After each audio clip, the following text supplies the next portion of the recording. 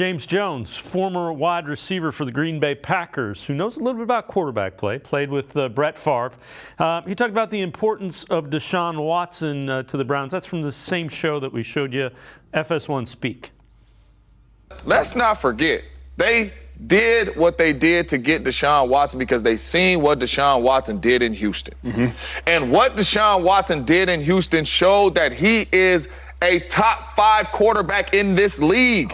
So none of that has changed. If Deshaun Watson comes out there and he's the Deshaun Watson that we're used to seeing from the Texans, they absolutely could be a team in there competing for a division title, competing for a Super Bowl. He's that type talent. I don't care about Joe Burrow. I don't care about Lamar Jackson. I don't care about Kenny Pickett. I don't care about none of that. When you talk about quarterbacks playing this game at a high level, Deshaun Watson, when he is on, is a top 5 quarterback, and I don't care who you put in there.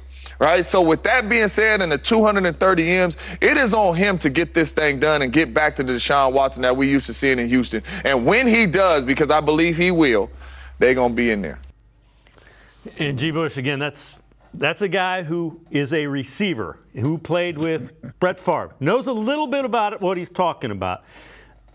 My question for you is this. What do the Browns need to do with Deshaun Watson as a quarterback to make that acquisition legit? How far do they need to go? What do you need to see with Deshaun Watson as a quarterback so you feel good about that trade? Man, listen, first and foremost is the playoffs. You get into the playoffs, and you get into the playoffs, anything can happen. You know, it's not the same as baseball, where, you know, baseball is a crapshoot. You get in there, you get a hot pitcher.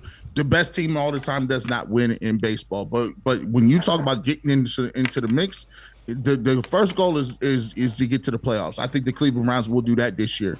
If you want to talk the progression in the track, I'm looking for the progression in the track, and I'm looking for this to happen. I want the Cleveland Browns, if they can get to the AFC Championship game, that pays off for them. That pays off dividends for the Cleveland Browns because it's further than we've been in a very long time.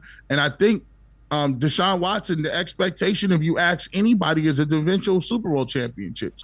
I look at the Browns, and they've done a good job of restructuring these caps, restructuring contracts. They just restructured, I believe, did they restructure David Njoku? Or they've done